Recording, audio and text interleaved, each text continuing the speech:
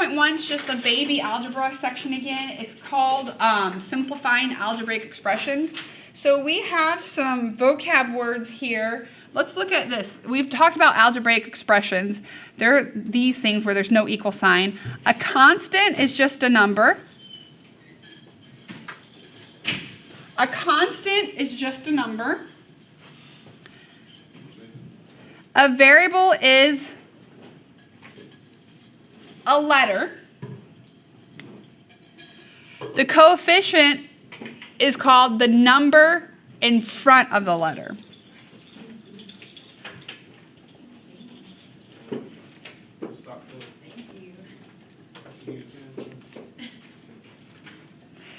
Like terms are when they have the same variable.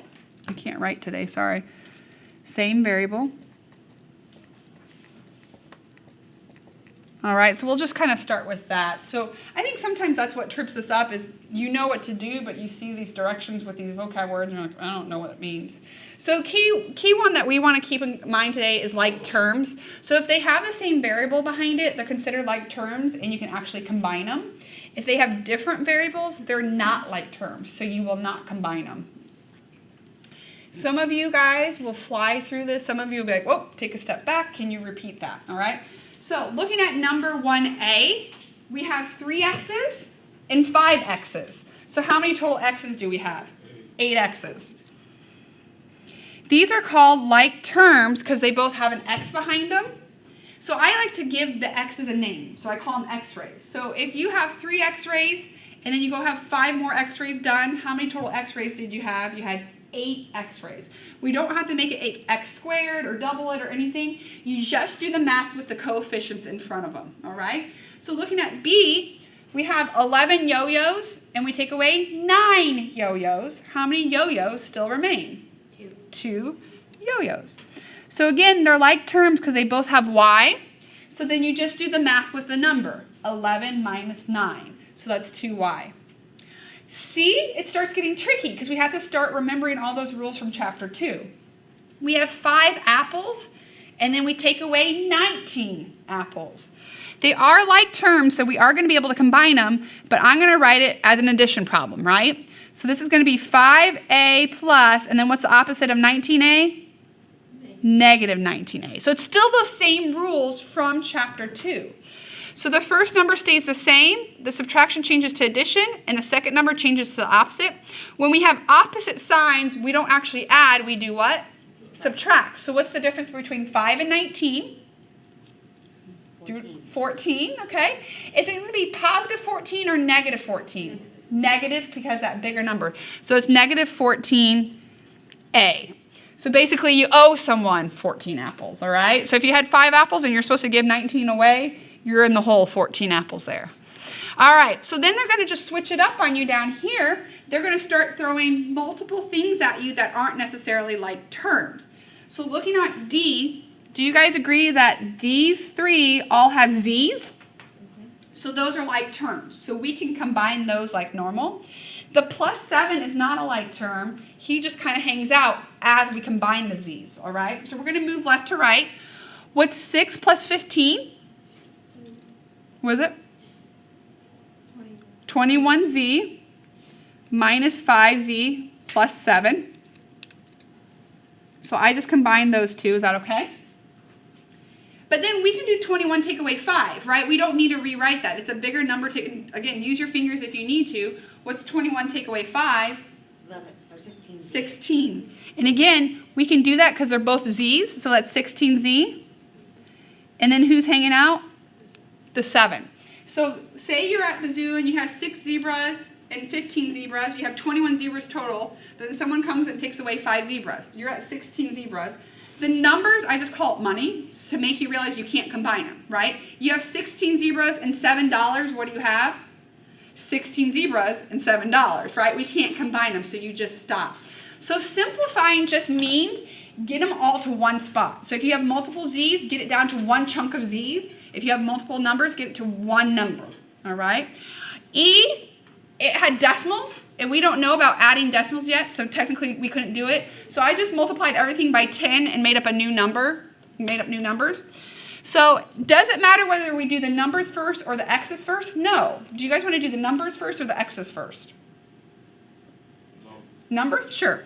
So what we have is we have 42, negative 19. Do you guys agree with that? So I can rewrite them like that. I can write it as 42 minus 19.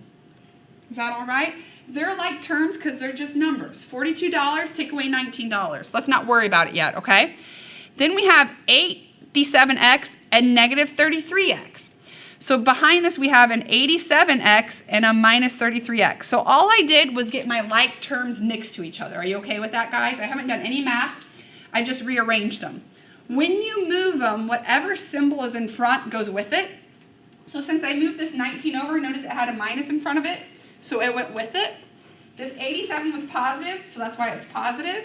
And the 33 was negative, so that's why it stayed negative. So all I've done is put them together, all right? At this point, we can do that math. And again, I don't need to rewrite it. 42 is a bigger number than 19, so I can just do 42 minus 19 down here at the bottom if I want to. I'm way at the bottom, aren't I? Is that okay? So we'll just do the borrowing, right? We'll borrow from 4 to make him a 3, and this becomes a 12. What's 12 take away 9? 3. And what's 3 take away 1? 2. So 42 minus 19, guys, is just 23. Is that okay so far? We just do the exact same thing with our x's. But again, it's a bigger number, take away a smaller number, so we can just subtract them. It's going to be whatever 87 minus 33 is. And this is nice because we don't have to borrow. 7 minus 3 is 4. 54, is that what you guys get? And it's a positive 54. So when we go back up here and write the answer, we're going to put plus 54. And who tags behind them? The x. So we have $23.54 x-rays total. Do you guys have to do this middle part where I wrote them together? No. Like if you can kind of go across and say that I have 42 minus 19 and put 23 there, that's fine. And you have 87 take away 33, that's 54, that's fine. Like you don't have to write that middle line where I group them together. I just like to do it when I'm teaching so you can kind of visually see the like terms there. So guys, as much as these don't look finished, they are finished. Those are the final answers. We can't combine them anymore because they have a variable on one and just a number on the other. So we're done. Are there any questions? We can't do fractions, so we're not worried about F yet, right? Guess what chapter 4 is? Fractions. Boop, boop, boop. All right. So when it comes to multiplying, guys, it's a little different because they don't have to be like terms. So notice the 7 is just a 7, but the 4 is x. But multiplication is repeated addition. So 7 times 4x is 4x plus 4x plus 4x 7 times. So really it is like terms. So when it comes to multiplying, you're just going to worry about multiplying the numbers and then just put the variable behind it, okay? So how many x's would you have if you had 7 sets of 4x? 28 x's. Does that make sense, guys? It's kind of like that distributive property, right? This is the same thing on part B. First of all, let's focus on the sign. What's a negative times a positive? Negative. And then not all of us have the 12 tables memorized, so if you don't know what 12 times 6 is, just come down here and do 12 times 6 or your repeated addition or whatever you need to do, okay? 6 times 2 is 12. I put my 2, carry my 1. 6 times 1 is 6 plus 72. Does that look right, guys? And if you had to add 12, 12, 12 6 times, that's fine. So our answer is going to be negative because a negative times a positive is negative. 12 times 6 is 72, but who's tagging along with us? A. So we have 28 x's on A and negative 72a on B. We don't know fractions yet, so guess what we can do? Not worry about that. Are there any questions so far? Are you guys okay? All right, the last one I think you guys are like more okay with than even these, that distributive property. Remember we were kind of wanting to do the distributive property before? This is when you have to do it. Why? Because order of operations says do your parentheses first. And you look at your parentheses, you're like 3y minus 2. I can't combine them. I can't do it first, right? So what's a way around that? Taking this number on the outside and multiplying it here and here, okay? So we're just going to multiply twice, being careful of our signs. So let's focus on the first one. What's a negative times a positive? A negative. What's 5 times 3? 15. And who's tagging behind him the whole time? The y. So negative 5 times 3y is a negative 15y. Are we okay with that? The tricky part is this next part. We have a negative times a negative. What's a negative times a negative? I'm going to do positive, exactly. And then what's a 5 times 2? 10. Okay? And again, you're done because these are not like terms, so you can't combine them. So you're done with that negative 15y plus 10. But you actually did something because you were able to get rid of your parentheses. All right?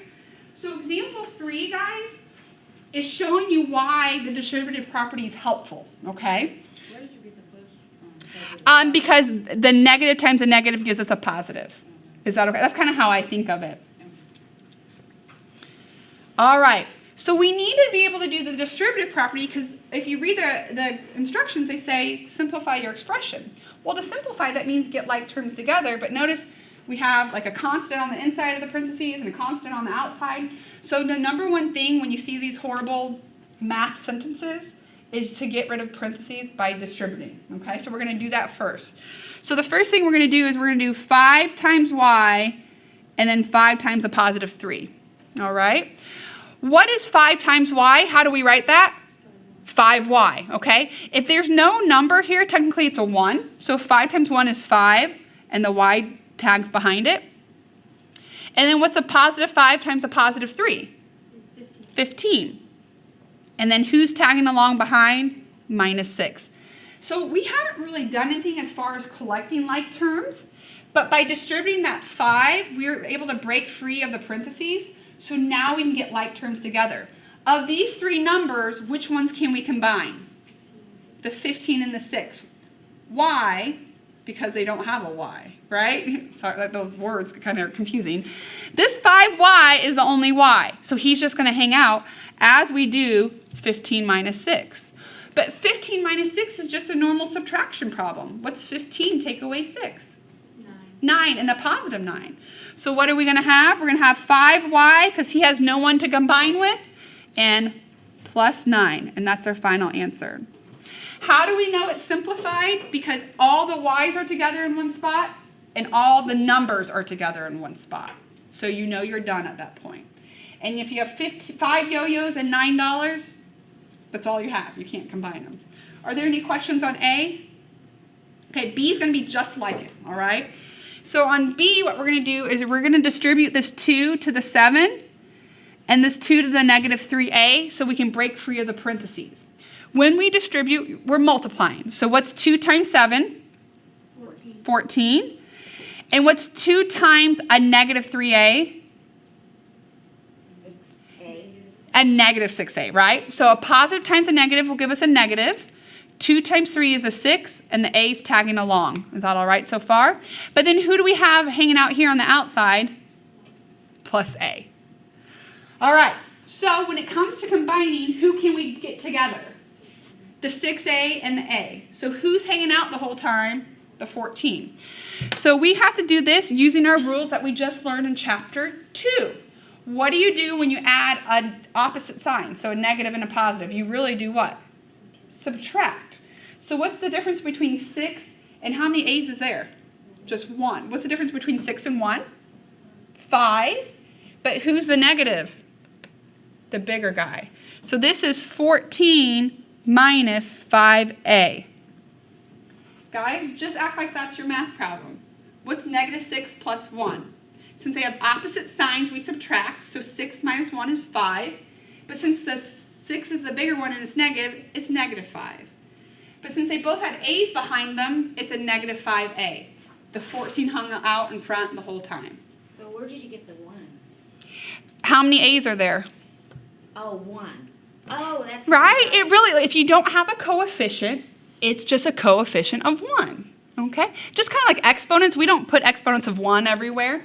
So if you, I would not care if you put a 1a there to visually see it. Yeah, I don't care. My math lab will yell at you, but I don't care if you put a 1a there. All right? So this is your final answer. Guys, it doesn't matter how you write it. You can write it negative 5a plus 14, or 14 minus 5a. You can do either or. All right, last one, guys, C, is just getting rid of 2 sets of parentheses, but we can handle that, all right? So what's negative 3 times x? Negative 3x. It's just that constant gets shoved in front of the variable. So that's just a negative 3x. But what's a negative 3 times a positive 1? Negative 3, because a negative times a positive is negative, and 3 times 1 is just 3. All right, this next one is a positive 4 times a positive 8. Plus what? 32, okay? And then this is a positive 4 times a negative 1x, right? So what's a positive times a negative? Negative, and then what's 4 times 1? 4, and who's tagging along? X. And again, just kind of think this 4 just gets shoved in front of that variable there, okay? So since it was negative, it stayed negative, and the 4 just got shoved in front, just like the negative 3 got shoved in front of that X. Who's tagging along the whole time? Negative 18. Okay. So here we have 2 things going on. We have a couple X's, and we have a couple constants that are just numbers. So if you want, you can get them all together, or if you can just move horizontally and say this goes with this goes with this, that's fine, okay? I rearrange it just so they're next to each other. So I'm going to make my negative 3x and my minus 4x written together. So negative 3x minus 4x. So I just put them together, all right? Everything else is just a constant, so I'm just going to write it right behind it. Minus 3 plus 32 minus 18.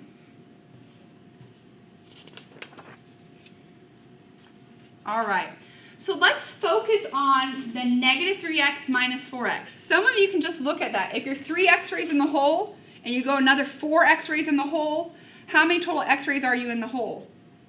Say it louder, I heard it. 7 x-rays in the whole. But some of you are like, no, Molly, I can't think it. I like to rewrite it. Rewrite it just like we did in chapter 2, okay? How could you rewrite it? The first number stays the same, the subtraction changes to a plus, and this changes to the opposite, negative 4x.